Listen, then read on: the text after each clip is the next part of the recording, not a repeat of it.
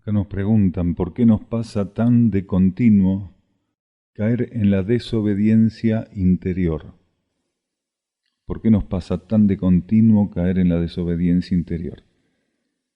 Muchas veces nosotros comentamos al leer las preguntas que la identificación con los juegos de fuerza, con los patrones materiales, son principalmente lo que genera este tipo de cuestiones. Pero en el marco de esa identificación hay una que es muy puntual, que es la ilusión que vive la personalidad de creer saber qué es lo que le conviene. Entonces esa es una ilusión muy peligrosa. Los seres, sobre todo en esta etapa de transición del planeta, tienen que aprender a entrar en sintonía con su voluntad interna, porque solo la voluntad interna que está presente en cada uno de nosotros realmente sabe cuál es el rol que tenemos que jugar, qué es aquello que tenemos que desenvolver en nuestra vida. Nosotros somos representantes de esa voluntad interna, aquí en el plano externo, como egos, como personalidad. Si somos representantes, deberíamos tener mucho cuidado de tener esta creencia tan afianzada, esta doctrina tan afianzada, de creer que sabemos lo que nos conviene. A partir de que el ego vive esa ilusión de un modo tan instalado, la desobediencia interior pasa a ser prácticamente una constante, algo endémico en el ego. Porque si el ego cree que sabe lo que le conviene, ¿por qué va a estar obedeciendo internamente? La vida interna puede indicarnos un camino totalmente contrario, totalmente diferente a aquel que el ego puede elegir. El ego tiene etapas, la personalidad, que es la herramienta que el ego utiliza para esas experiencias, vive en ciertas etapas el ofrecimiento, vive en ciertas etapas el ofrecimiento del libre albedrío, incluso compulsivamente el libre albedrío. Es un potente, un profundo aprendizaje, ineludible, que no puede ser suplantado.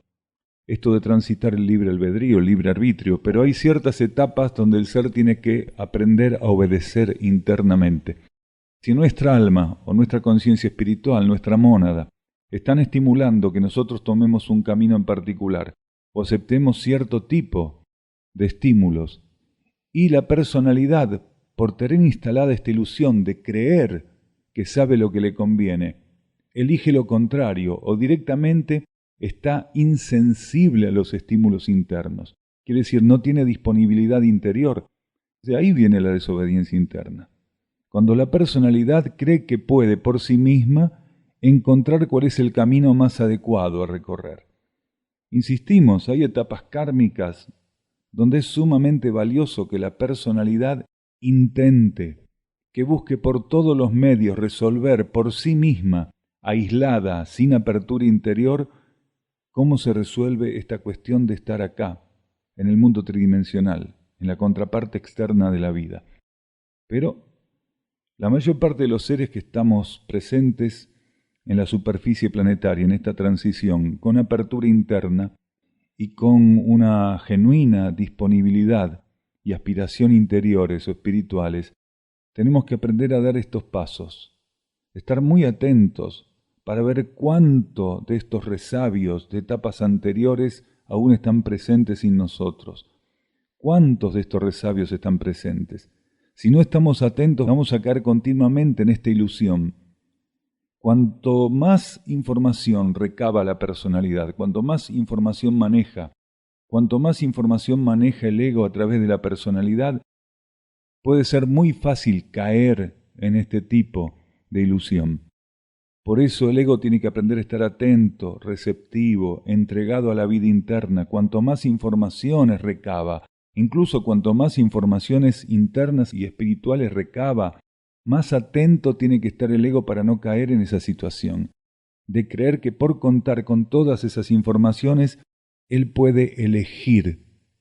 Cuanto más nutrido sea el manojo de informaciones internas, espirituales, filosóficas, que estén presentes en nuestra conciencia, más tenemos que intentar estar atentos para compensar ese estímulo tan potente de quinto rayo sobre nuestro consciente izquierdo, sobre nuestra mente racional, especulativa, analítica, y aprender a estar más receptivos a la voluntad interna, a los estímulos subjetivos que sí realmente saben por dónde es nuestro camino y cómo tenemos que caminarlo. ¿Qué es lo más importante del plan evolutivo y qué deberíamos entender? También pregunta si el plan evolutivo es para los seres de mayor evolución o rescatables, ¿cómo se maneja esto con los otros seres? Lo más importante del plan evolutivo, lo que nosotros deberíamos entender fundamentalmente, es que toda la energía que se nos ofrece, con la cual somos nutridos, debería ser utilizada para que ese plan se cumpla, para que ese plan pueda ser asistido por los seres. El plan evolutivo es un conjunto de orientaciones, de arquetipos, de preestablecimientos que tienen que ser cumplidos para que el destino de un universo, de los reinos que lo constituyen, las partículas que transitan esa experiencia, puedan acercarse a los arquetipos evolutivos. El plan evolutivo garantiza eso, la constitución del plan evolutivo, en su desenvolvimiento, en su concreción, en su sostenimiento, asegura que las partículas y los universos se acerquen a lo arquetípico. Toda la energía que un ser recibe y toda la energía que nutre una coyuntura tiene que ser aprovechada, tiene que intentar ser orientada para que en esa coyuntura, para que en esas situaciones se pueda desenvolver, asistir, concretar los aspectos del plan evolutivo que correspondan. Cuando nosotros encarnamos, esa planificación interna que decimos traer es simplemente el compromiso de asumir una fase, una parte del plan evolutivo, aquella parte del plan evolutivo que le corresponde a cada conciencia. Cuando un ser planifica qué va a hacer en una encarnación, cuando el alma le ofrece al ego algo para hacer en esa encarnación inmediata a la cual se dirige, lo que le está ofreciendo es que el ego asuma una parte del plan evolutivo, la parte del plan evolutivo que el alma tiene que concretar en el intento de dominio de las leyes materiales. Materiales por materiales mentales, materiales por materiales astrales o emocionales y materiales por materiales concretas etérico-físicas. Es importante que un ser entienda que el plan evolutivo está por encima de todo. Si el plan evolutivo no se cumple, si la partícula no asume lo que le corresponde para el plan evolutivo, la sumatoria del déficit de asunción del plan evolutivo daría como consecuencia lo que se podría llamar el fracaso evolutivo de un universo, en este caso un universo planetario. Si las partículas, todas las partículas, refractaran lo que tienen comprometido esencial y profundamente para hacer en ese universo automáticamente colapsaría en términos evolutivos. A tal punto es importante que el ser done su conciencia para la asistencia al plan evolutivo. Que cuando él esté haciendo lo que esté haciendo, no importa qué, aquello lo esté haciendo para el bien común y para que el plan evolutivo se cumpla en aquello que está haciendo. Se cumpla por medio de sus pensamientos, de sus sentimientos, de sus acciones, para que todo aquello a lo que está abocado realmente sea un estímulo, sea realmente una respuesta, sea una acción concreta en asistencia al plan evolutivo. Y esto de que el plan evolutivo es para los seres de mayor evolución es una mala interpretación. El plan evolutivo es para todas las partículas, para todos los reinos, para todas las fuerzas, energías, entidades que forman parte de un contexto universal, que puede ser universal planetario, sistémico, galáctico, porque un plan evolutivo no se restringe solamente a un planeta. El plan evolutivo es un patrón de energía que circula en un sentido puntual, que se desmultiplica en planos, dimensiones, niveles, universos, sistemas o multiplicidad de características que existan en esos niveles, planos o dimensiones. El plan evolutivo abarca todo. Lo que sí existe y que puede dar raíz a una mala interpretación es que hay aspectos del plan evolutivo que solamente pueden ser asumidas, desenvueltas, sostenidas, concretadas por conciencias, por seres que ya están despiertos internamente, por seres que están espiritualmente despiertos. Pero todos los seres, de un modo u otro, están ensayando con lo que el plan evolutivo ofrece. Un ser involutivo o un ser que está cerrado transitoriamente, porque siempre es transitorio esto, ¿no? Toda situación es transitoria, toda característica es transitoria. Un ser que está cerrado transitoriamente a la luz, él también está haciendo experiencias en el marco del plan evolutivo. Solo que está haciendo las experiencias que ciertas etapas del karma tienen previsto que se ha hecho, que se concreten en el marco del plan evolutivo. El plan evolutivo, en un planeta como lo es la Tierra, tiene previsto que haya seres que ya estén abiertos a la luz interna, seres que estén reflejando su conciencia interna, seres que están donando su conciencia al cosmos al mismo tiempo que existen seres en el mismo marco universal planetario que hacen todo lo contrario, que intentan que el plan evolutivo para el planeta no se concrete, que sus actitudes, sus actividades, sus procederes interfieren en la evolución planetaria de la humanidad y los reinos que lo componen. El plan evolutivo tiene todo previsto. El problema no es aquellos seres que, no teniendo condiciones evolutivas, no pueden asumir aspectos del plan evolutivo de corte superior. El problema es aquellos seres que, estando internamente despiertos, preparados espiritualmente, arquetípicamente listos en términos interiores, en el plano externo operan como aquellos otros que no están preparados. El problema es ese. El problema más grave del plan evolutivo son los seres despiertos que no asumen con compromiso su evolución, no aquellos que no pueden asumirla, porque eso está previsto en el marco de la balanza evolutiva. Siempre el peligro está dado en que aquellos que pueden no hagan lo que pueden. Jamás la energía está esperando que un ser que no está listo haga aquello que no está listo para hacer, pero la energía está esperando siempre que aquel que está listo asuma, que se comprometa profundamente, que tenga la capacidad de sostenerse. Esto en relación al plan evolutivo es lo más importante en estos tiempos. Fracaso evolutivo para un universo. Porque si las partículas que tienen como compromiso interno asumir ciertos aspectos del plan evolutivo no se abren a esa posibilidad y boicotean esa posibilidad, en ciertas etapas evolutivas de un universo, eso puede dar en un colapso evolutivo, en un fracaso evolutivo. Según en qué momento eso ocurra, puede tener un grado de impacto, de importancia, más o menos grave. Pero siempre es grave, siempre es grave. La economía de los universos y la energía que nutre esa economía tienen que aprender a ser preservadas.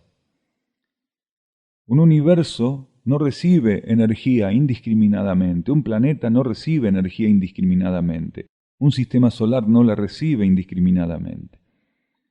Los planos, los niveles, las dimensiones que conforman un universo que puede ser planetario, sistémico o más amplio todavía, van a ser nutridos con un voltaje de energía, con una condición, con una cualidad de energía en cada ciclo y etapa que lo compone.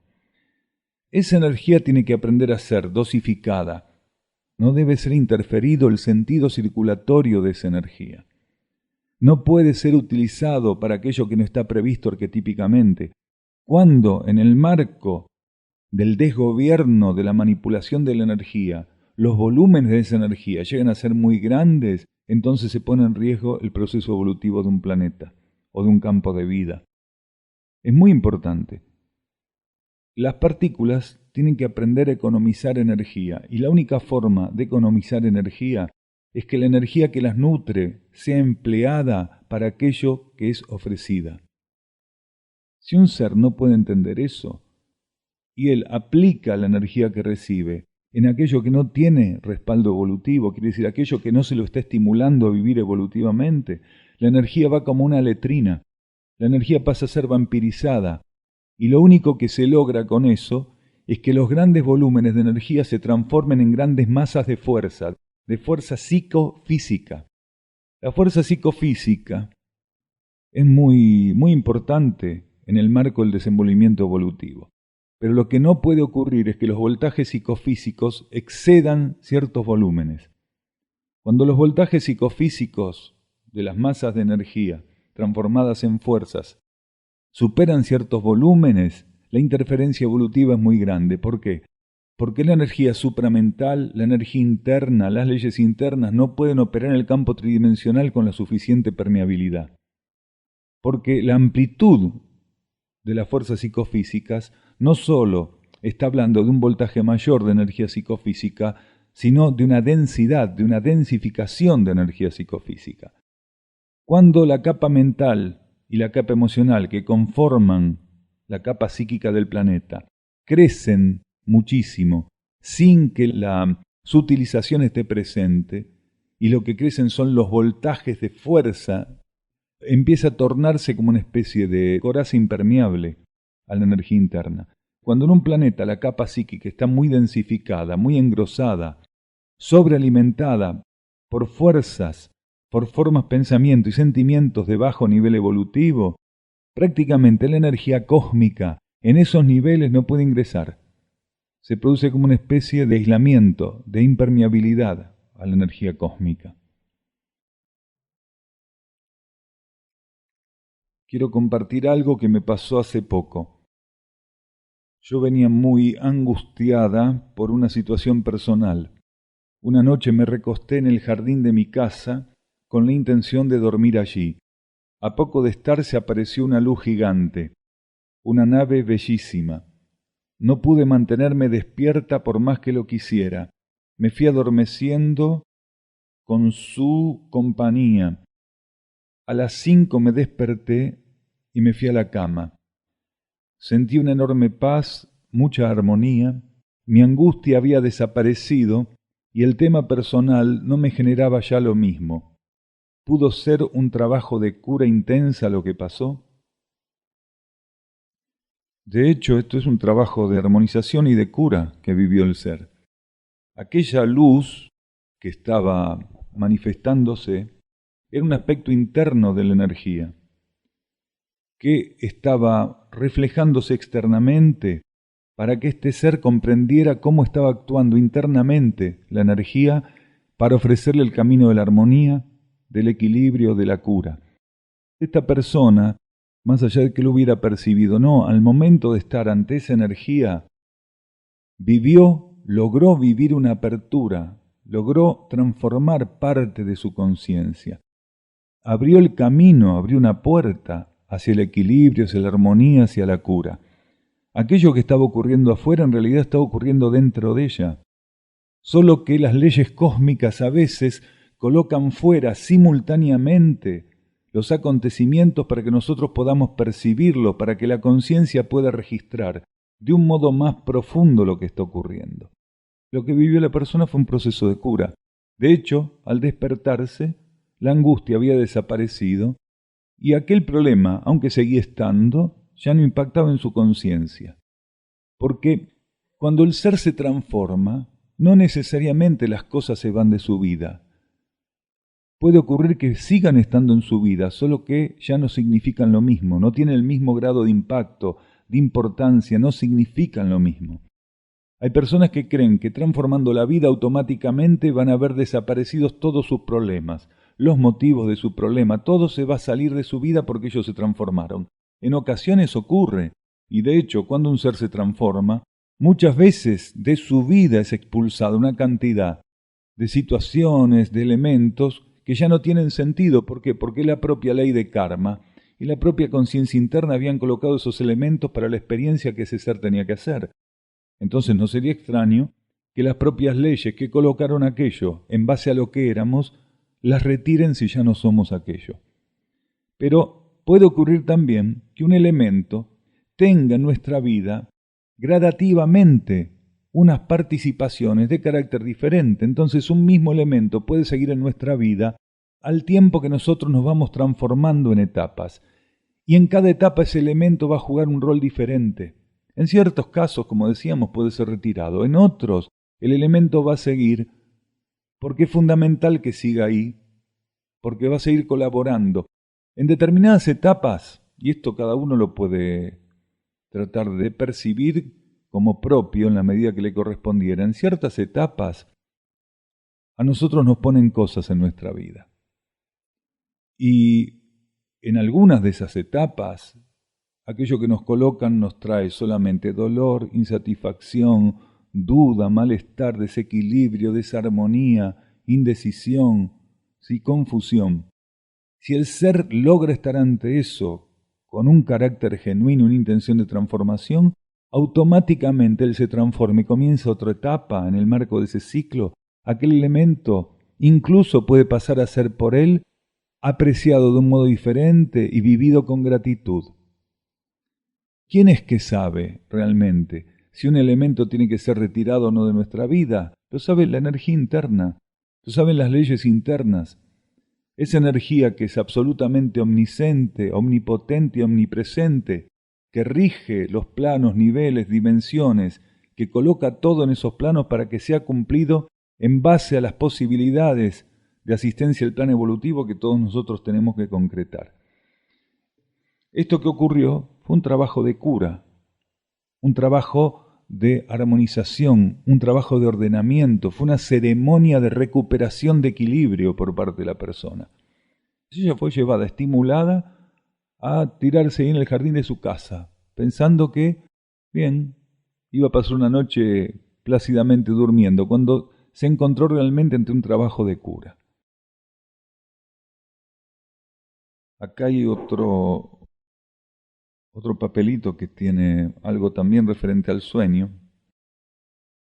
Sueño que camino cerca suyo, dice la persona, y llegamos como a un río turbulento. Quiero tomarle la mano y usted la retira.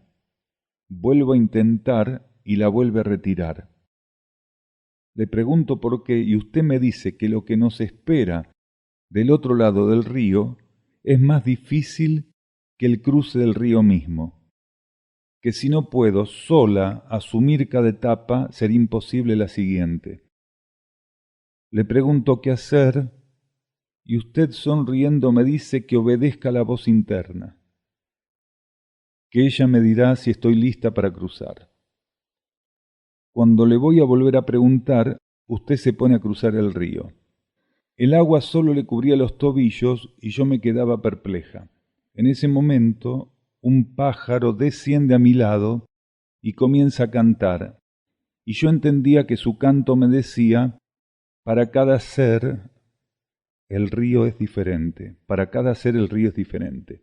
En eso una voz interna me dice, también de este lado del río hay mucho para hacer. Ya llegará tu momento de cruzarlo. Luego no recuerdo nada más. Acá la energía interna estaba intentando colocar a la persona ante un cierto tipo de grado de atención, de nivel de atención.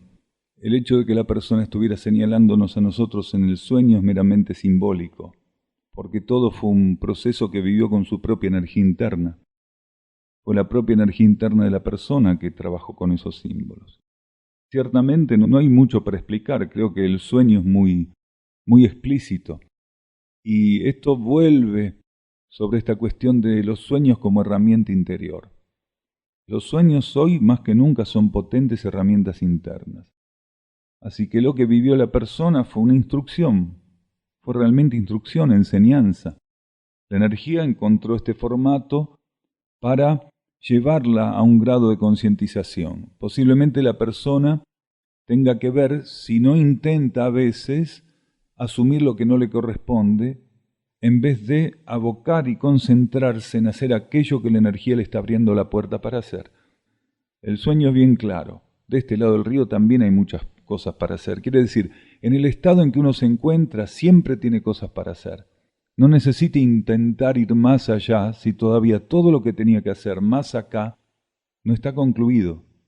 Si aquello que tenía que hacer en un nivel, en un plano, una dimensión, en un marco determinado de existencia todavía no lo concretó suficientemente. Por eso decimos que no hay nada para explicar directamente, ¿no? Lo único que sí creemos que es oportuno explicar es que nuestra figura en el sueño es meramente simbólica. Es algo que utilizó la energía interna para estimular mejor a la conciencia de este ser, pero es un proceso interior, un proceso de instrucción interna. ¿Qué es un ser limpio o puro? ¿Cómo se limpia el subconsciente? No existe esto de ser limpio o puro, porque puro o limpio en relación a qué. una persona más o menos normal en relación a un asesino serial, o una persona normal en relación a un santo, o un santo en relación a una gran entidad cósmica. En realidad, puro es un ser puro, una conciencia pura. Pura es la esencia, pura es la conciencia, pura es la vida, pero el marco, las estructuras que utilizan, esencia, conciencia y vida, esencia única, conciencia única y vida única, para hacer sus expresiones, eso siempre tiene más para dar, eso siempre tiene algo más hacia lo cual dirigirse, siempre tiene más para ampliarse. La transformación es continua. Claro que entendemos pureza por aquellos núcleos de conciencia que ya están eximidos de la ley de karma. Mientras los seres estamos bajo ley de karma, siempre hay para retirar de nosotros. Quiere decir, siempre hay aspectos purificatorios que asumir. Cuando un ser termina todo su ciclo bajo ley de karma y es encaminado su ser a la ley evolutiva superior o a la ley de ciclos, ya aquí no podemos hablar de pureza o no pureza, porque ahí no hay particularmente por parte del ser opciones de ser más o menos receptivo. El ser es receptivo porque está en un contexto de ley donde la receptividad es parte del ensayo que tiene que hacer. Generalmente cuando se habla de pureza, de estar limpio, de estar más vibratoriamente más apto, se está hablando de seres que están bajo ley de karma. Y bajo ley de karma es que también corresponde esto de la limpieza del subconsciente o de la energía subconsciente. Porque los seres que están bajo ley evolutiva superior tienen ya, cuando ingresan a esa ley, por el código genético que los rige, tienen dado que el reservorio subconsciente sea un marco o un núcleo o un nódulo de armonía y de equilibrio. No como el subconsciente de los seres cuando están bajo ley de karma, que se asemeja más a un gran contenedor de eso que está en las calles que va todo ahí adentro, que cada vecino va y le tira algo adentro. Cuando los seres estamos bajo ley de karma, en el subconsciente va todo lo de la vecindad va ahí. Lo que hizo el otro queda en nuestro subconsciente, lo que hicimos nosotros queda en el subconsciente. Cuando decimos lo que hizo el otro, quiere decir en la interacción con nuestra conciencia. Aquello que de un modo más o menos directo interactúa con nosotros. A medida que nosotros vamos todavía bajo ley de karma, abriéndonos a la purificación, la energía interna y las entidades, las jerarquías que están a cargo de ese trabajo van limpiando nuestro subconsciente. Pero ¿cómo limpian el subconsciente? Limpian el subconsciente en la misma y estricta medida que el ser se transforma, porque algo no puede ser retirado del subconsciente si el ser no se transformó. Si el ser sigue todavía atado a determinado tipo de procesos, no pudo trascender ciertas cuestiones, no pudo renunciar, trascender, no pudo desapegarse a algunas cosas, obligatoriamente el patrón subconsciente relacionado a eso, con todo lo que implica, va a seguir activo, porque ese patrón subconsciente forma parte de las herramientas que el ser tiene que enfrentar en la medida que la purificación todavía no se concretó y que el movimiento autopurificatorio todavía no está en condiciones de ser asumido por él. Entonces el subconsciente, aparte de cargar con todo lo que hicimos, positivo, negativo, y con la interacción que tenemos con ese universo, aparte de cargar con todo eso, es absolutamente necesario, es una herramienta kármica.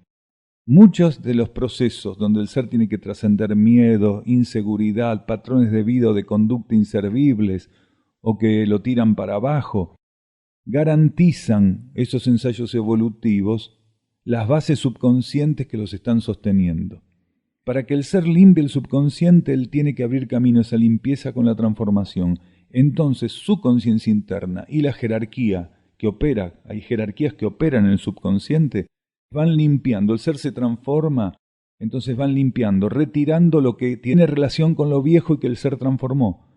Todo aquello que el ser va trascendiendo y sobre lo cual no va a volver, automáticamente encuentra en la limpieza subconsciente correspondiente una garantía. El ser va ascendiendo, se va elevando, va ampliándose en conciencia, porque también el peso subconsciente es menor. Cada vez que se retira la basura del subconsciente, lo que nos sirve, el ser queda alivianado kármicamente. La relación del subconsciente con los átomos permanentes de la conciencia mental, astral y física es directa. Cuando se produce una limpieza en los átomos permanentes por algún motivo, mediante un proceso de cura interno, también hay una descarga subconsciente en relación a esos procesos mentales, astrales o etérico-físicos. Y lo mismo al revés, cuando nosotros estemos viendo que hay una limpieza subconsciente, seguramente va a tener una resonancia en el campo de los átomos permanentes de ese ser. El ser va quedando liberado para poder emprender su ascensión hacia otro tipo de energías e instrucción que le esperan, otras posibilidades evolutivas. El subconsciente es como un ancla que utiliza la ley de karma para mantenernos en horizontal, sujetos a ciertas experiencias que sin concretarlas del modo adecuado y sin llegar a purificar el remanente de las mismas no podemos seguir avanzando. Del mismo modo que un ser no puede tolerar evolutivamente grandes volúmenes de energía evolutiva o estímulos evolutivos, porque se disolvería la estructura de su conciencia externa. Del mismo modo no podría vivir la liberación en un solo movimiento purificatorio del lastre subconsciente. Ni lo uno ni lo otro, ni lo que llevamos como peso en la mochila puede ser retirado de golpe, ni la luz nos puede ser ofrecida de golpe y en voltajes inmensos. Todo a la conciencia se le ofrece gradativamente. Lo positivo, lo negativo, lo que tiene que ver con las leyes internas y lo que tiene que ver con las leyes de la materia, todo es gradual. Se le permite al ser hacer una adaptación de la estructura de su conciencia. Si bien la esencia no muda, los revestimientos sustanciales de la esencia tienen que ser cuidados. La esencia no muda en absoluto, es inalterable. La esencia que está en nosotros es inalterable, no es la esencia lo que evoluciona. La esencia es el sostén cósmico que tenemos para evolucionar. Garantiza nuestra evolución, porque esa esencia es inmutable, no puede ser alterada, no puede ser distorsionada, no puede ser fraccionada. Pero la esencia, a lo largo del proceso evolutivo, emparentada a la conciencia, recibe revestimientos sustanciales. Esa sustancia que va variando acorde a las características de planos, niveles y dimensiones en cada sistema solar o planeta, es lo que realmente muda. Esa sustancia no es absolutamente flexible, del mismo modo que no es absolutamente permeable ni transparente, no es traslúcida.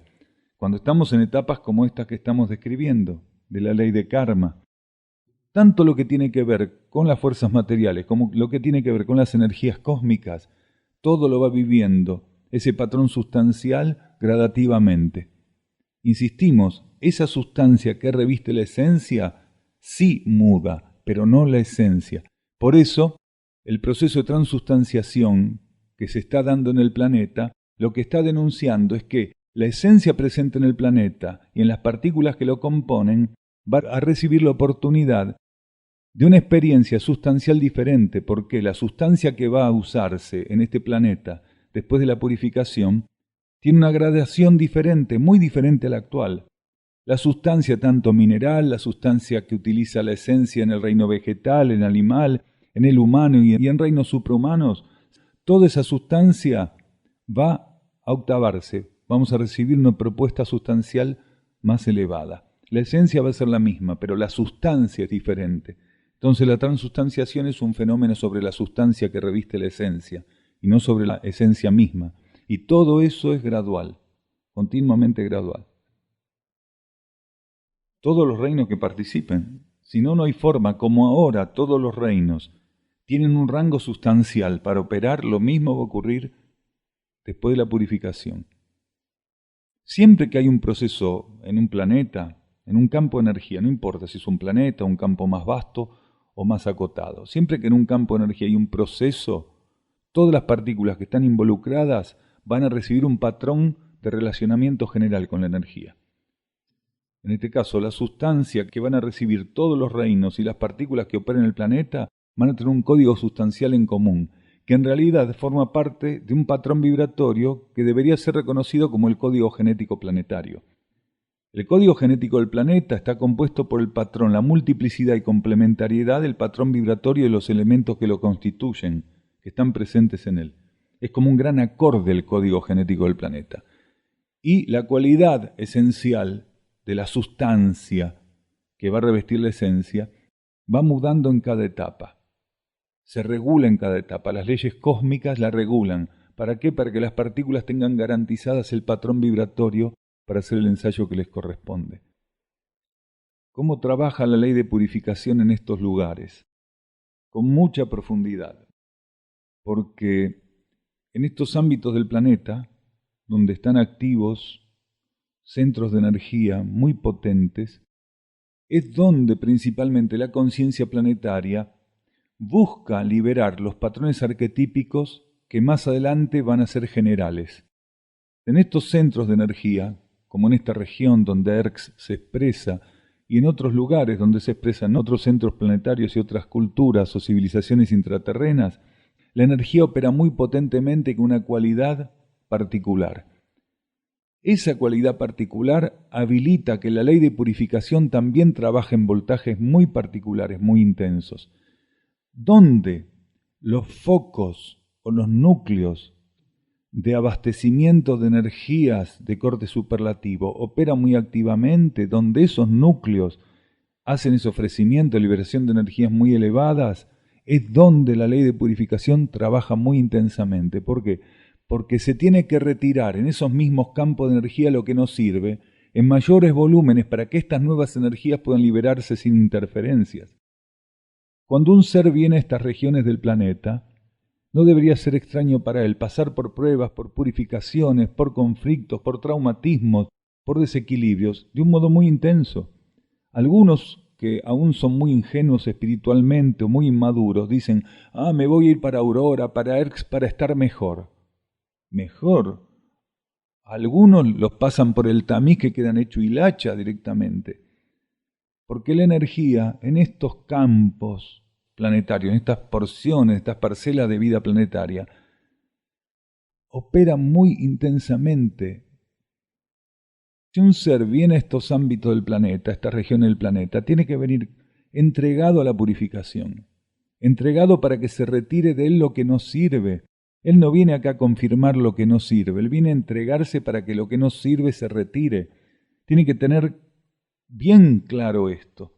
Un ser que juega una carta de esa naturaleza tiene que saber que no viene acá de vacaciones. Una cosa es el que viene 15 días porque le gustan los arroyitos de Córdoba y se va, que así todo es tocado profundamente por la energía. Pero otra cosa es un ser que ya tiene conciencia interna lo suficientemente despierta y tiene una orientación interna también lo suficientemente clara. Ese ser que se prepare, porque la energía lo va a estimular potentemente, pero le va a sacar jirones para retirar de él lo que no sirve. Porque ¿quién puede aceptar lo más elevado si no suelta lo inservible? Nadie. Las energías no se mixturan. Cuando un ser es estimulado a ir a un ámbito planetario o cualquier ámbito donde un determinado voltaje o cualidad de la energía van a estar operando, que se prepare para que aquello que en él todavía esté presente como inservible, sea retirado. Es más, si él tiene realmente una conciencia de autopurificación, va a estar bien atento para que, mediante esa lucidez y esa atención, él sea el principal auxiliar de la energía para retirar lo que nos sirva de su vida. Nosotros podemos estar ante la ley de purificación, como quien cruza una calle y no sabe que lo va a atropellar un auto, o podemos decir, bien, voy a estar atento para colaborar en el retiro de mi vida de aquello que ya no sirve. Y todo va a depender del individuo. Hay seres que ya están en un cierto grado de predisposición, pero que todavía, en términos de autopurificación, están muy cerrados. Quiere decir, saben que su vida tiene que transformarse, saben que de su vida se tiene que retirar una gran cantidad de elementos gradualmente que ya no sirven, pero todavía no tienen la fuerza, la energía, el coraje, la decisión, la persistencia para hacer ese trabajo de colaboración con la energía. A la energía nosotros la podemos asistir muy profundamente si en vez de estar esperando que ella nos arranque lo que nos sirve, nosotros se lo ponemos así y decimos, esto no sirve más en mi vida. A partir de ahí nuestra relación con las leyes internas va mudando, porque la conciencia siempre recibe estímulos para reconocer lo que ya no sirve en su vida. Lo que no siempre está abierta a la conciencia es para obedecerlos, para reconocerlos a veces, pero para obedecerlos, para cumplirlos no. Es muy importante cuando los seres vienen a estas regiones del planeta tener esa actitud, esa predisposición, estar abiertos. Acá nos preguntan qué dio origen a las distintas lenguas que se hablan en la superficie terrestre. ¿Cuál es su relación con el Irdín? ¿Por qué la existencia del Irdín es prácticamente desconocida? En cuanto a qué dio origen a las distintas lenguas, lo que dio origen a esta multiplicidad de lenguas fue la falta de complementariedad energética, social, cultural y espiritual. En los planetas que tienen un cierto grado de desenvolvimiento evolutivo, y todavía se utiliza el lenguaje, porque el lenguaje forma parte del relacionamiento evolutivo de culturas que todavía están muy encapsuladas psíquicamente. Necesitan la relación verbal, oral. Una cultura que está muy ampliada en conciencia y que ya no tiene filtros entre las energías supramentales y la conciencia psíquica, la transmisión se da de modo subjetivo. Son estímulos energéticos lo que intercambian los seres y no lenguaje. El lenguaje se utiliza muy específicamente de modo ceremonial y mántrico en esas culturas. Entonces, acá todos los lenguajes que están dando vueltas en el planeta están mostrando que la humanidad terrestre lo único que pudo hacer fue dividirse, diversificarse y nunca complementarse. Y el Irdín está muy escasamente presente, pero presente en esos lenguajes, porque siempre la jerarquía intentó que determinados sonidos de condición mántrica, transmutadora y transformadora estuvieran presentes en los lenguajes. Sobre todo, esa fue responsabilidad de los iniciados. En todas las culturas había seres que estaban iniciados por sobre encima del resto. Siempre existió eso, va a seguir existiendo. Los iniciados eran los responsables de colocar determinados sonidos, vocablos, que hicieran relación a algunas cosas o que simplemente tuvieran la capacidad de dar nociones subjetivas de algún elemento o situación, para que cada vez que ese sonido se imprimiera, fuera utilizado, una energía de un cierto corte transmutatorio o purificatorio se liberara. Pero incluso los sonidos en Irdín, que iban siendo colocados por estos iniciados, que los percibían intuitivamente por la vía interna estos sonidos, comenzaron a encapsularse por el desvío de los lenguajes. Muchas palabras, muchas energías en Irdín están presentes en los lenguajes y utilizadas de modo indebido, encapsuladas en el patrón vibratorio de un sonido que es expresión de conciencias cuyo patrón energético es muy rígido, muy apagado, muy lento, no es estable, no es elevado. En este momento no es solamente el patrón sonoro lo que puede definirse como Irdín, y esto lo explicamos muchas veces hablando del Irdín. Un sonido puede ser o puede corresponder a la energía Irdín, y en el momento en que lo emita un ser que no tiene alineación interna, sintonía interna, por más que ese sonido pudiera ser un revestimiento Irdín, al momento de emitirlo no es Irdín. ¿Por qué? Porque la energía con que está siendo emitida es contraria a las leyes espirituales, a las leyes internas. El Irdín se fue bastardeando en el lenguaje humano, casi hasta desaparecer, y quedó instalado en algunas lenguas, como el sánscrito y algunas otras lenguas en distintas partes del planeta, pero quedó encapsulado, prácticamente sin posibilidad de cumplir con su aspecto ceremonial. Ahora, en la actualidad, la jerarquía está reactivando el patrón vibratorio del Irdín acorde a las condiciones que algunos seres ya pueden sostener en el planeta. Está resurgiendo un Irdín de corte superlativo al Irdín que estuvo presente en los lenguajes, en distintos lenguajes y en distintas etapas de la vida planetaria.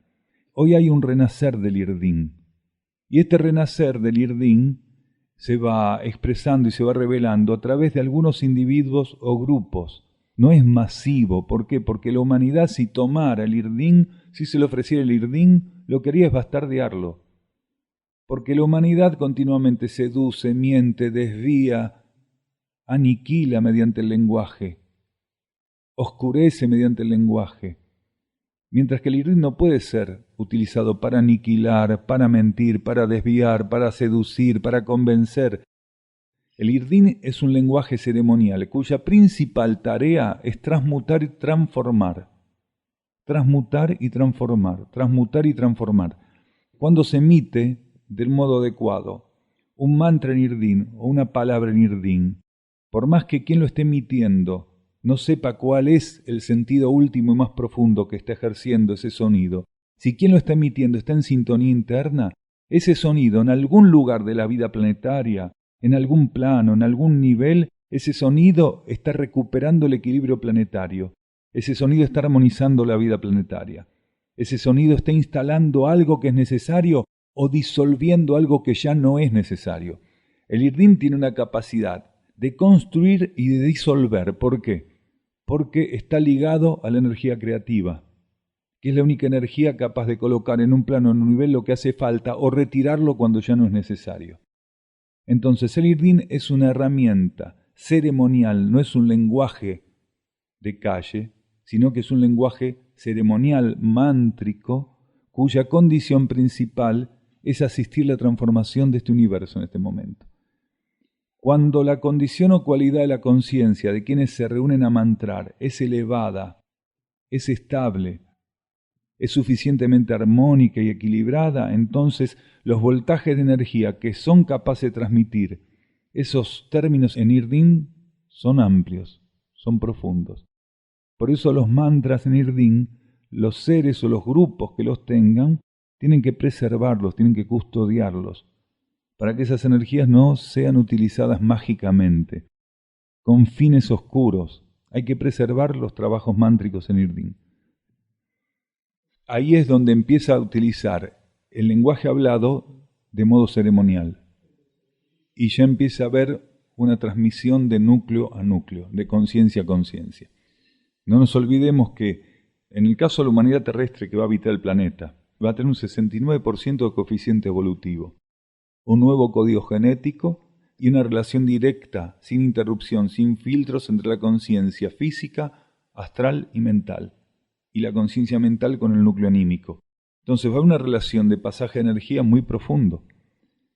Se va a utilizar el lenguaje, pero como todo lo que va a asumir la humanidad en el planeta va a ser ceremonial, va a haber una compensación de intercambio de estímulos y de concreción mediante un lenguaje ceremonial. Lo que se puede decir es que la humanidad de la Tierra, la futura humanidad de la Tierra, va a ser, creo que por primera vez en la historia humana de superficie, una humanidad que va a utilizar el lenguaje estrictamente en términos elevados. Va a recuperar la utilización del lenguaje. El lenguaje siempre tuvo esa función, solo que lo fuimos confirmando en sentido inverso, en sentido contrario a la energía que internamente buscaba hacerlo circular. No porque las humanidades siguen ensayando durante un ciclo muy amplio los aspectos creativos por medio de los sonidos. Todavía la humanidad terrestre de superficie va a trabajar mucho con los sonidos en sentido creativo. Hay muchas de las cuestiones que la humanidad va a tener que reforzar, con las cuales va a tener que colaborar en el marco de la superficie planetaria, donde la emisión de sonido como herramienta de concreción, como herramienta creativa, va a ser fundamental. Hay cuestiones que solamente mediante la emisión de sonidos en ciertas frecuencias, con ciertas cadencias, con ciertas combinaciones, van a permitir ser asistidas, como llaves energéticas. Hoy está siendo preparada para eso y ya en el ciclo nuevo, de lleno, va a estar ejerciendo esos ensayos. En realidad, las mónadas que no pudieron asumir esta propuesta evolutiva, entonces van a ser llevadas hacia otros campos planetarios y a otros sistemas solares, incluso a otras dimensiones que no son estas frecuencias dimensionales que ahora vivimos. Los seres que no pueden asumir una propuesta evolutiva, la vida cósmica les tiene preparado campos donde se les va a permitir reintentar, reensayar los procesos evolutivos para los cuales por algún motivo no estuvieron prontos. Cuando la energía nos coloca en un campo de vida, que puede ser un campo planetario de vida, nosotros tenemos las condiciones para ensayar con las leyes de ese campo de vida. Pero podría ocurrir que en el marco de la trayectoria kármica puntualmente, los seres hagan un mal uso del libre albedrío y de sus elecciones que los llevaran a quedar fuera de, agotado ese ciclo de propuesta, inmediata superlativa, ¿se entiende? Entonces ahí la energía crística, en este caso, que es la que gobierna este marco planetario, vuelve a ofrecer al ser la oportunidad. No quiere decir que siempre va a volver reino humano.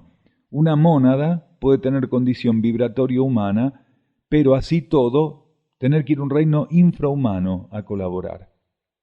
Por más que su condición vibratoria sea humana, según el grado de refracción que hubiera hecho esa mónada a la propuesta evolutiva que se le hizo. Si va a un reino infrahumano como si fuera también a una civilización humana, pero primitiva, como tantas veces dijimos, esa mónada va a ser una mónada de alta evolución en ese contexto y va a servir para estimular el crecimiento de esos universos. Esto de ver como un castigo que un ser no pudiera seguir hacia arriba es una ingenuidad y madurez espiritual, porque toda la experiencia evolutiva que tiene una mónada está sintetizada en ella. Toda la experiencia evolutiva que tiene un espíritu está sintetizado en él. No puede ir a ningún lado, solo en él está. Si ese espíritu, a pesar de toda la experiencia evolutiva sintetizada, no llegó a un grado de apertura y de dominio de las leyes en el marco del ciclo que se le ofreció, va a tener que ser reinstalado en condiciones más básicas, pero llevando todo ese bagaje evolutivo. En ese marco más primitivo va a ser de los seres más evolucionados, porque no puede evitar liberar la experiencia evolutiva que tiene acumulada. En el cosmos todo se aprovecha, no se pierde nada. Esto del crimen, del castigo cósmico, esto de que Dios te manda al infierno, al purgatorio, eso es todo pavada. Eso es todo pavada. El infierno, el purgatorio, el paraíso, son situaciones, son simbolismos de una cantidad de coyunturas que tienen que ver con el aprendizaje kármico de la conciencia. Según el ser vaya relacionándose con las leyes, en algunos momentos su trayectoria evolutiva él está en el paraíso. Según se va relacionando con las leyes, está en el purgatorio o en el infierno. Y a veces un ratito en cada uno, porque la conciencia es muy inestable en términos evolutivos. El alma es absorbida como energía, nada más. El patrón energético que la sostiene, pero la sustancia anímica es planetaria. Entonces, lo que sí absorbe la mónada es el patrón energético que sostenía el núcleo causal, pero el revestimiento causal es planetario, es sustancia planetaria, por eso lo que sí es retirado es la mónada. El alma es un núcleo de conciencia sobreadaptado, tiene tanta sobreadaptación que solamente puede ser utilizado en un planeta, en las condiciones de un planeta en ciertas etapas, mientras que la mónada es mucho más flexible vibratoriamente. La mónada va pasando por ampliaciones y automáticamente su vibración la habilita para ir viviendo una transmigración a distintos campos de la vida cósmica. Mientras que el alma no, es una herramienta sobreadaptada, que solamente entra en un tipo de tornillo y nada más. Si no hay tornillos de eso donde va, hay que tirarlo. Es como una llave específica para un determinado tipo de tarea. Eso es el alma. Algunas personas creen que con su alma pueden ir a otros planetas. Y eso no es así. Porque es incompatible vibratoriamente la energía del alma de un planeta con la de otro planeta. La mónada va como núcleo de conciencia a donde va. Y donde va, según las leyes con las que tiene que experimentar, ella se expresa energéticamente con ciertas características. En nuestro planeta, ¿cuáles son esas características? Se expresa mediante un alma, mediante un ego, mediante la personalidad. Y cuando llega a sublimar suficientemente eso, también se empieza a expresar mediante un traje de luz, un cuerpo de luz. Eso es lo que tiene para hacer. Hecha la experiencia evolutiva, sintetiza las energías y la mónada es el peregrino cósmico. Sigue su camino hacia donde el plan evolutivo cósmico la lleva para poder seguir su derrotero. Todas las almas se disuelven como cuerpo de expresión. En el caso de una mónada que ya respondió evolutivamente, está absorbiendo un patrón que sirvió como herramienta adecuada. En el caso de una mónada que no pudo con el proceso evolutivo, absorbe las energías que sí sirvan de aquella experiencia, quedan sintetizadas en ella, pero lo que es el cuerpo, el alma, el cuerpo anímico, el cuerpo causal, eso es sustancia planetaria. Unos y otros van a tener que retornarlas al planeta. Lo que sí se sintetiza es la energía que está presente ahí. Los científicos miden con una regla, mientras la energía mide con otra. Si para economizar aspectos de la energía, kármicamente, le fueron dados esos bypass y así seguir encarnado, por más que los médicos hagan un cálculo, la energía tiene previsto otra cosa.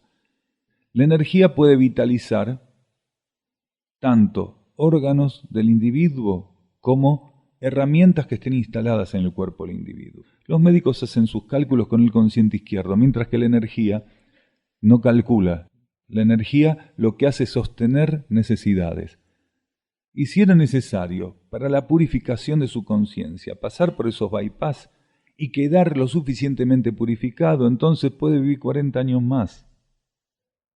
Ni 10, ni 20, 40, 50, 60, aunque los médicos se rasquen la cabeza y no entiendan cómo pasó. Porque ellos están midiendo las cosas materialmente. En la medida que un ser pasa por procesos purificatorios y acompaña esos procesos purificatorios con una intención profunda de transformación, él rompe con las leyes materiales y empieza a vivir las leyes espirituales. Y todo lo que está involucrado con su conciencia material también empieza a ser reflejo de eso. Que los médicos hagan sus cálculos. Si eso sirvió para que una persona renaciera a otro estado de conciencia y la parte vieja de él muriera, entonces no es nada extraño que ocurra esto. Si eso sirvió para cerrar un capítulo y abrir otro nuevo, para dar definitivamente cerrada una etapa y abrir otra, morir para un estado de conciencia y nacer para el otro, que los médicos hagan sus cálculos, que sigan equivocándose con sus cálculos. Es muy importante esto porque cuando un ser se transforma, rompe con las condiciones materiales preestablecidas. Eso es muy importante. Es importantísimo. No es solo una vivencia personal. Cuando alguien vive eso, lo que está haciendo silenciosamente es irradiarlo como energía para que otros lo puedan vivir también. De algún modo, tener la capacidad de pasar por esa experiencia es un servicio al planeta. Porque uno está estimulando al resto de las partículas a que puedan comprobar que existen otras leyes aparte de las materiales y otros cálculos que van más allá de los cálculos restringidamente racionales, analíticos y especulativos. Claro que sí, porque uno no está acá para buscar la salud, uno está para instalar la armonía en su vida y en el planeta. A veces la energía lo que nos propone, para instalar la armonía en el planeta, es trabajar la armonía en una dolencia, porque este planeta está doliente, este planeta está enfermo. Y si un ser tiene la suficiente comprensión de entender que trabajando en su propia dolencia, la armonía, no la búsqueda de salud, sino la armonía, él está estimulando lo mismo en la vida planetaria, ya no le importa si la dolencia está o no, porque él entró en armonía en la dolencia, entró en armonía con la dolencia, entró en equilibrio con la dolencia. Uno puede estar en equilibrio doliente, puede estar en armonía doliente. El ser no tiene que tener como meta obsesiva su salud, sino la armonía. Entonces él tiene que aprender a armonizar con las condiciones que su vida tiene. Uno tiene que aprender a entrar en armonía con lo que uno es, porque si no, uno va en sentido contrario a la voluntad interna. Si las condiciones que tenemos cada uno de nosotros nos fueron entregadas por la vida interna, por las leyes y con los aspectos de las leyes que tenemos que ensayar. Entonces, si un ser se obsesiona con que su vida sea diferente, está tomando un camino equivocado. Finalmente el ser tiene que entender que lo que tiene que hacer es armonizar con las condiciones que él tiene, entrar en armonía con aquello que él es. Cuando entra en armonía con aquello que él es, ocurre esto que decíamos antes, puede ser que las condiciones no cambien, pero el que cambió es él. La dolencia empieza a ser vivida de un modo diferente. El ser empieza a entender que al trabajar su propia dolencia está trabajando la vida planetaria, que al elevar su propia dolencia está trabajando en la elevación de la dolencia general del planeta. que al no importarle su situación y sí la esencia que está en el presente, está haciendo lo mismo con el planeta. No comprometerse exclusivamente con las apariencias del planeta, sino con la esencia que tiene que ser liberada, rescatada. En el camino de todos nosotros está eso siempre por delante para ser ensayado. Alguna vez no nos va a importar las condiciones en las que estemos, sino entrar en armonía con esas condiciones. El trabajo que el ser tiene que hacer con sí mismo es armonizar con sus propias condiciones. A partir de ahí se abre un camino, se abre toda una gama de posibilidades. Aquel que armoniza con lo que él es, acepta lo que él es y armoniza con eso que él es, ese está en el camino de la transformación. Empieza a descubrir que él es esencia. Empieza a liberar esa comprensión de que él es esencia. Empieza a vivir las leyes de la esencia acá en la materia, porque las leyes de la esencia son las leyes del equilibrio, de la armonía, de pacificarse. Cuando nosotros decíamos ley de karma, estábamos diciendo precisamente, estábamos nombrando la ley que marca algunos aspectos de lo que se conoce como causa y efecto. La ley de karma opera básicamente, sobre todo muy incisivamente en ciertas etapas, con esto de causa y efecto. Entonces, todo aquello que un ser hace tiene un efecto kármico. Y él va a tener que asumir el retorno de ese efecto kármico. Según la condición o cualidad con que un ser hace algo, aquel efecto kármico va a tener un retorno negativo o positivo. El aspecto de causa y efecto de la ley de karma nos permite ensayar con el retorno continuo de nuestras decisiones, de nuestras acciones, de nuestros pensamientos, de nuestros sentimientos, de nuestras actuaciones. Y en ciertas etapas es fundamental que el ser entienda eso. La ley de karma siempre encuentra el modo de que el ser termine comprendiendo que toda causa genera un efecto, que toda acción genera un efecto, y que el efecto va a tener la cualidad o condición que la cualidad o condición de la acción oferte, imponga. La ley de karma o la ley de causa y efecto en su condición kármica se relaciona con la ley evolutiva superior como la herramienta que nos permite llevar nuestra conciencia al encuentro de esa ley evolutiva superior. Porque si un ser no domina las leyes mentales, emocionales y físicas, que son las leyes subsidiarias, enmarcadas, contenidas en la ley de karma, él no puede pasar a ser regido por leyes superiores. La ley de karma lo que nos ofrece es el camino a las leyes superiores. Cuando un ser aprende todo lo que tenía que aprender, cumple todo lo que tenía que cumplir bajo ley de karma, la ley de karma lo pone en el umbral de la ley evolutiva superior, de la ley de ciclos. Entonces la ley de karma es insustituible, porque sin ella, sin cumplir con todo lo que ella nos propone, es imposible el camino cósmico. Entonces tiene la condición de preservarnos, de generar condiciones evolutivas donde la autodestrucción no tenga lugar, porque la ley de karma se nos ofrece en momentos donde somos muy inmaduros, y si no tuviera las condiciones energéticas, vibratorias, específicamente arquetípicas que tiene, los seres, al ensayar su trayectoria evolutiva, se destruirían. Entonces la ley de karma tiene la capacidad de contenernos, de ofrecernos las garantías evolutivas, de ofrecernos evolución con contención y garantías, con una protección en particular. Ningún ser puede destruirse como conciencia. ¿Por qué? Porque la ley de karma tiene condiciones tan específicas para protegerlo y contenerlo, que por más que las experiencias evolutivas que el ser hiciera fueran de las más aberrantes, jamás podría aniquilarse como conciencia. Entonces, cuando el ser hace todo, concreta todo lo que tenía que hacer kármicamente, es llevado a un campo de energía que ya no tiene barandas.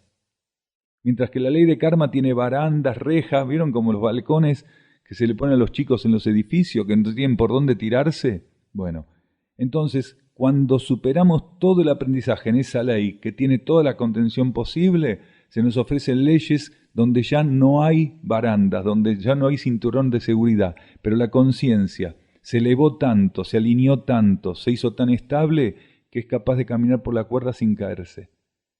Y esa es la vida cósmica, esas son las leyes del cosmos, las leyes que permiten al ser entrar en contacto y transitar planos de una envergadura, de una dimensión, de una amplitud que con inmadurez espiritual serían imposibles. La ley de compensación actúa neutralizando aspectos de retorno que serían excesivos para la condición del ser. Entonces, si un ser recibe algún tipo de saldo, el tipo de saldo que fuera, por sobre encima de lo que tiene que recibir, es interferido evolutivamente. En un lapso determinado, en un marco cíclico determinado, la ley de compensación opera liberando al ser de aquel exceso de relación con un determinado patrón de energía. Lo libera, y no es solo subsidiaria de la ley de karma. La ley de compensación tiene varios aspectos subsidiarios relacionados a la ley de karma, como también tiene aspectos subsidiarios relacionados a la ley evolutiva superior. Porque hay seres que son compensados por la ley de compensación como subsidiaria mientras todavía se encuentran bajo ley de karma. Y otros son compensados o asistidos por la ley de compensación cuando ya ingresan a la ley evolutiva superior. Es una subsidiaria que tiene un espectro muy amplio de funcionamiento. Hay seres que pueden pasar a la ley evolutiva superior y en el marco de la ley evolutiva superior recibir cierto tipo de compensaciones. Y otros las van a recibir en el marco de la ley de karma. Algunos, en el marco de la ley de karma, reciben por parte de la ley de compensaciones aspectos positivos, regulaciones de corte positivo, y otros, que están ya en otras etapas, pueden recibir aspectos neutros de la aplicación de la ley de compensaciones. Y los aspectos neutros son aspectos liberadores que todavía están por encima, o sea que en realidad están por encima de los aspectos positivos. Los aspectos positivos compensan pero acumulan, mientras que los aspectos neutros disuelven. La ley de compensación no te va a ofrecer un nuevo estado de espiritualidad, pues no puede. La ley de compensación solamente puede compensarte en impactos kármicos que hubieras tenido por sobre encima de los que vos en realidad necesitabas. Cuando en un planeta está muy densificado, muy comprimido y muy complicada la relación kármica, la humanidad, objetivamente este planeta lo llevó a un grado de densificación y de complicación kármica inmenso. Es inmenso, entonces no es extraño que algunos seres reciban impactos kármicos que no les corresponda, quiere decir, por sobre encima de lo que realmente tendrían que recibir. En esos casos, donde es indebido, donde el grado de impacto o de relación kármica excede lo que realmente ese ser atrae evolutivamente, y no pudo evitar por algún motivo la energía que impactara excesivamente en el algo, entonces es ahí donde la ley de compensaciones opera. En cuanto a acceder a un estado espiritual más amplio, eso no lo va a dar la ley de compensaciones, porque hay un proceso que no puede ser evitado y que necesita de la experiencia evolutiva correspondiente, que son las iniciaciones. Un ser se amplía espiritualmente porque en el nivel correspondiente el núcleo de conciencia interno, pasa por una iniciación. Entonces, a partir de ahí se gana un grado diferente en términos espirituales. Pero la ley de compensaciones no va a hacer que un ser sea más espiritual, sino el trabajo iniciático que él sobrelleve. Quiere decir, él tiene que enfrentar una propuesta iniciática, desenvolverla y, una vez desenvuelta esa propuesta iniciática, su conciencia se expande y se desplaza a un nivel superior. Eso no lo va a ofrecer la ley de compensaciones. La ley de compensaciones puntualmente compensa a aquel que hubiera sido impactado por sobre encima de las necesidades kármicas de algún modo en particular. Y en algunos casos, como decíamos, lo hace cuando el ser ya ingresa a una etapa superior. Y en otros, prácticamente de modo inmediato. Según la ley kármica o según las leyes internas, consideren que de no ser reparado inmediatamente eso puede dejar algún tipo de secuela evolutiva. Entonces ahí se ve la previsión.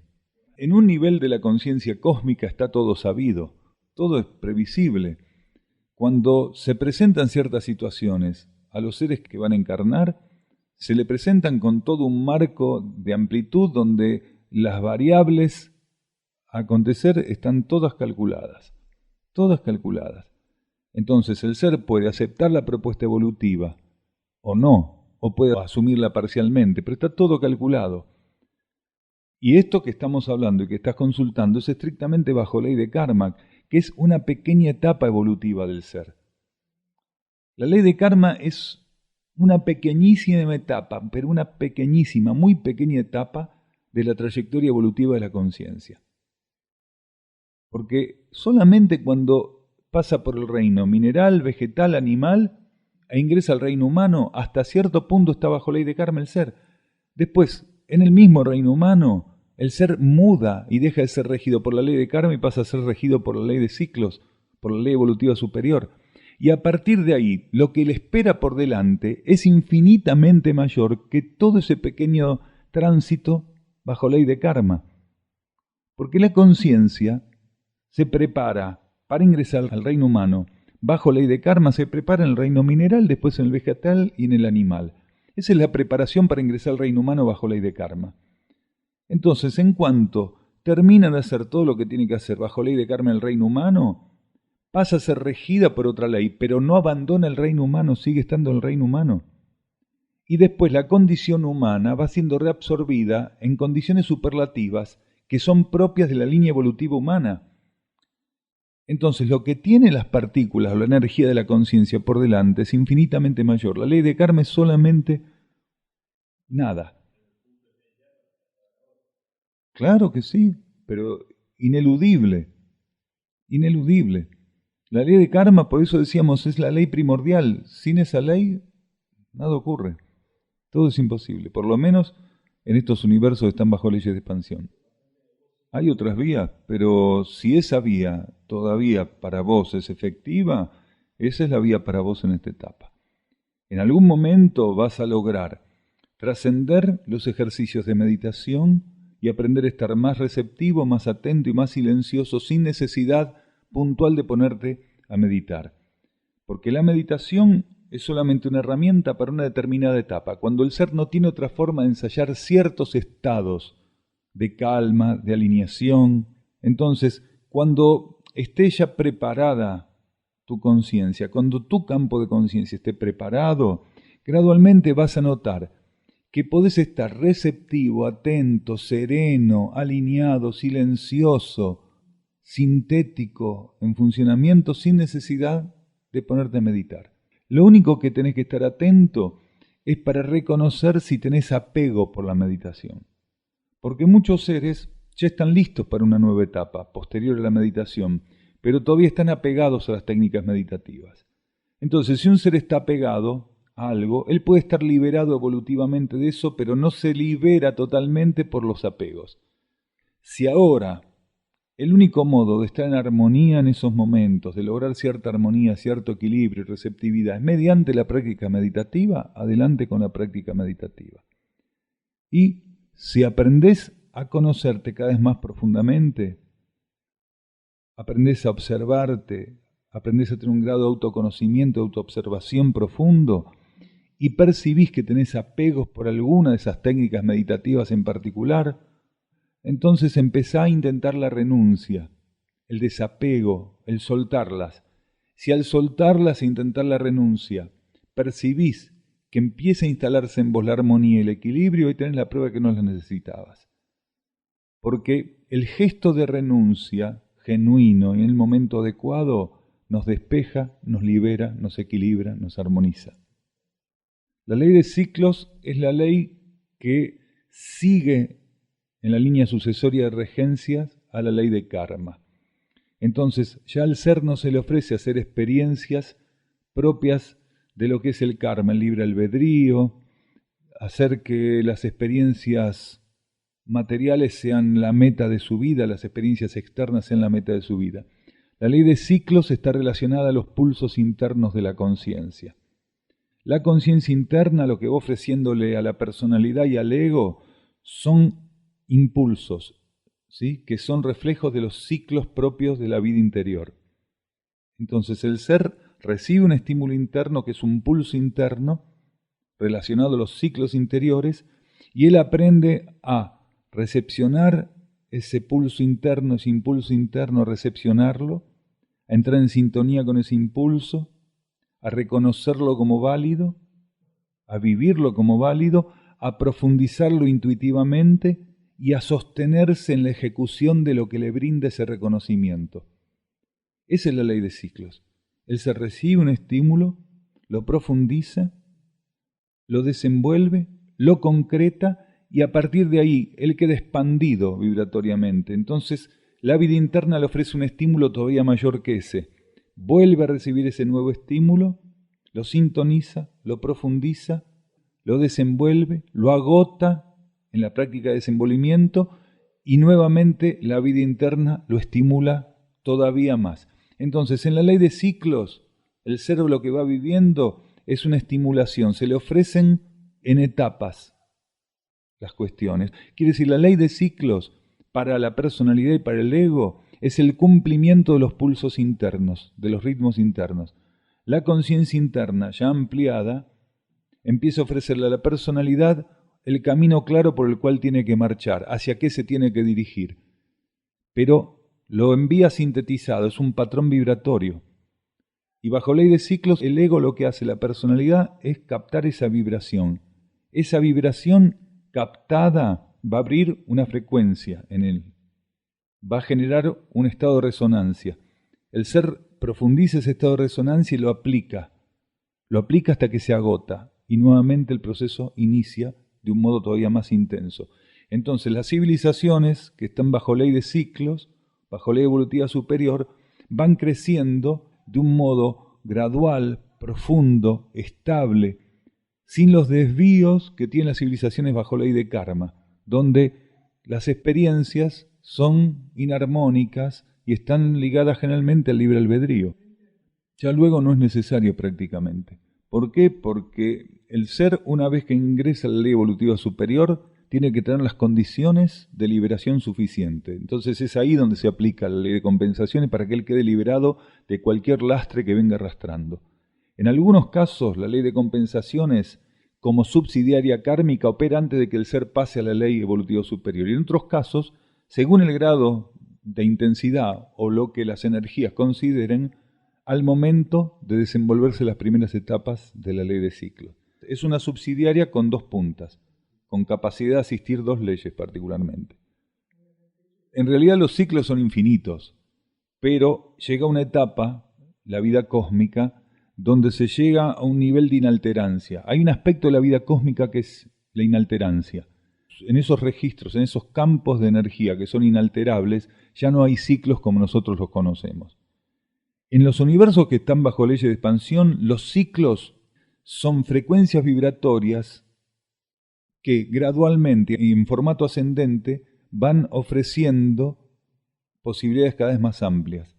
Mientras que en los universos que están bajo leyes de inalterancia no puede haber esas diferencias. No existe esa posibilidad. Los ciclos son experiencias propias de los universos bajo leyes de expansión. Lo más saludable es que nos aboquemos a todo lo otro. Es lo más saludable. Baste con que entendamos que en esos niveles de conciencia cósmico que están regidos bajo leyes de inalterancia, nada muta. Es una de las expresiones que más podemos entender como reflejo del inmutable, del único, del inmutable, de aquel que no cambia, no varía nunca. Los universos que están bajo leyes de inalterancia son el reflejo cósmico universal más cercano a lo que sería la expresión del inmutable, que todavía está por encima de ellos, porque esos universos son expresión, también como estos universos que están bajo leyes de expansión. Todo lo que vos ves, galaxia y todo eso, está bajo leyes de expansión. Se supone que esos estados sirven como un espejo cósmico en el cual se refleja o desde el cual se refleja la inmutabilidad, que como polo operativo se manifiesta en los universos bajo leyes de expansión. Al único se lo llama el absoluto, único, el inmutable, Dios, el innombrable. En realidad eso tiene muchas lecturas, porque siempre que se dice mi padre se puede estar refiriendo el ser a la mónada o al regente monádico o a una jerarquía o al Dios o la gran jerarquía que domina o rige un universo, o si es un ser de ampliación cósmica muy puntual puede estar refiriéndose a ese inmutable, ese único. En el caso del Cristo apuntaba a eso. Pero esto no es una cuestión de elección, es una cuestión de vivencia de la conciencia. Hay seres que cuando se centran en su propio núcleo de vida, tratan de ir hacia el centro de su propia conciencia. Aquello que sienten creen que es Dios y en realidad es su mónada. O creen que es Dios y en realidad es el regente de ese universo del cual están participando, porque la percepción de aquello superior no puede ser manipulada. La percepción es lo que es. Y muchas veces los seres, lo único que pueden ir percibiendo son los núcleos intermedios de regencia cósmica. ¿Por qué? Porque para percibir aspectos más profundos de los núcleos cósmicos de existencia tendrían que tener un grado de receptividad que no tienen todavía. Entonces hay seres que en ciertas etapas están descubriendo la energía del alma y cuando sienten la energía del alma creen que entraron en contacto con Dios. Entonces, ¿cuál es la diferencia en ese momento entre Dios y el alma? Ninguna. ¿Y hace falta que haya alguna diferencia en ese momento? No. Lo importante es que el ser reconoció esa energía como algo superior y se está entregando a ella. Cuando en reconocimiento de la energía del alma, aunque crea que es Dios, ese ser crece en conciencia y se amplía, gradualmente va a empezar a sentir la energía monádica. Y puede ser que la confunda también con Dios, o con el inmutable, o con el único. Entonces, según se va ampliando la conciencia, se va sutilizando, va percibiendo aspectos de la realidad cósmica que operan en ella más profundos. Seres como el Cristo que operaron a través del instructor Jesús hablaban del inmutable, porque tenían percepción de ese único. Mientras que otros instructores, percibiendo una energía profunda que los guiaba, tenían capacidad para entender que en realidad estaban ligados a algún tipo de jerarquía y lo que sentían profundamente era ser ellos espejo de esas jerarquías y no tenían una comprensión, una percepción de aspectos más profundos de la realidad cósmica. Y de hecho algunos instructores lo vivieron de ese modo, siendo instructores efectivos, asumiendo su rol planetario en profundidad. En realidad, cuando sentían lo que sentían en su interior, estaban percibiendo el núcleo jerárquico del cual formaban parte.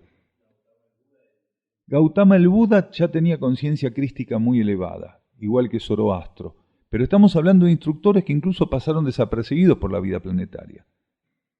Entonces no estamos hablando de las conciencias crísticas de alto nivel que ya tienen un grado de amplitud, de receptividad diferentes, que viven la realidad cósmica de un grado diferente.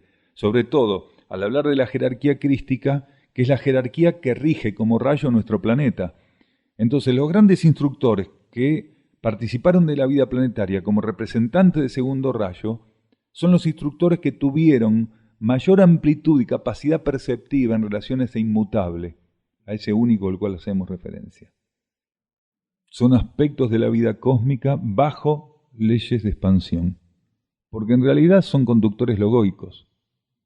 Entonces lo que tienen son patrones logoicos, de alta ejecución, pero son conductores logoicos, porque ellos mismos están en evolución. Entonces no pertenecen a franjas de inalterancia, porque son signos que están trabajando con arquetipos que son móviles y que mudan en los ciclos y en las etapas cósmicas.